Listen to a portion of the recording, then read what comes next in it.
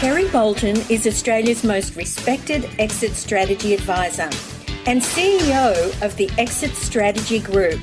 Welcome to this week's segment.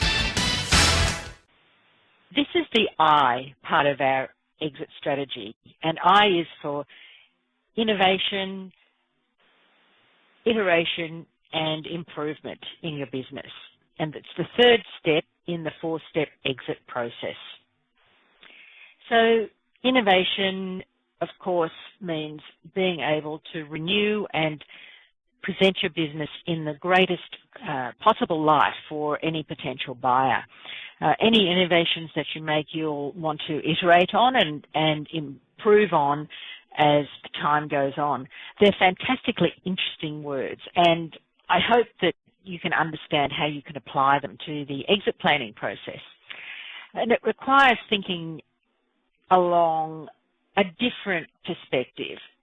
What I'm really talking about is how do you make your business present in the best possible light to any potential buyer?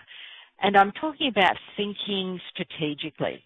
Who might buy your business, and what improvements could they possibly make to be able to extract the greatest value to them from the business, which requires you to put on a different hat.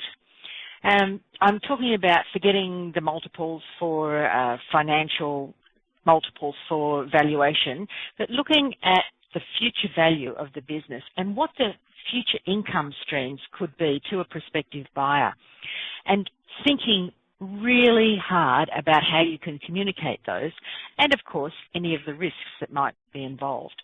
So creating buyer value and creating future value for your potential buyer, that's really, really important. When you think about it a little more, you can see when a business makes the effort to provide the buyer with a different and more positive and more profitable future for its acquisition, then the likelihood of getting a higher price than simply a multiple of earnings is much, much greater. And there are lots and lots of possibilities. You can think of a buyer who can get more from the existing business than you can, and perhaps a buyer who could utilize the assets and capabilities within a much larger business. And they have a way of being able to exploit the underlying assets and capabilities much more than you can as a seller. These are some of the areas we'd like to look at a little bit more closely.